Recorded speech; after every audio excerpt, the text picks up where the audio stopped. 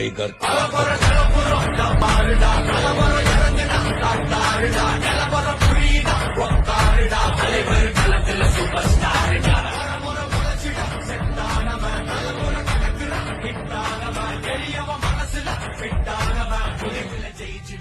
வேலுவின் ஆதரவால் திருவண்ணாமலை தெலுங்கு கூடாரமா மாறுது.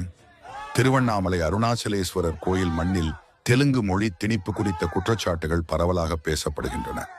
இதற்கெதிராக 5ஆம் தமிழ்ச் சங்கம் என்ற அமைப்பு களமிறங்கி கோயில்களில் தமிழுக்கு முக்கியத்துவம் வழங்கப்பட வேண்டும் என வலியுறுத்துகிறது. யார் வேண்டுமானாலும் கோயிலுக்கு வரலாம், ஆனால் தமிழ் அல்லாத மொழியை திணிப்பது ஏற்றுக்கொள்ள முடியாது என அந்த அமைப்பு எச்சரித்தது. திருவண்ணாமலை பொதுப்பணித்துறை அமைச்சர் ஏவி வேலு, அறநிலைத்துறை அமைச்சர் சேகர்பாபு கீழ்பெண்ணாத்தூர் தொகுதி MLA பிச்சாண்டி ஆகியோர் தெலுங்கை தாய்மொழியாக கொண்டவர்கள் என குற்றச்சாட்டுகள் எழுந்துள்ளன. நிலையில் திருவண்ணாமலையில் தெலுங்கு பயன்பாடு ஊக்குவிக்கப்படுகிறது. இதன் காரணமாக திருவண்ணாமலை ஒரு தெலுங்கர்கள் கூடாரமாக மாறி வருகிறது.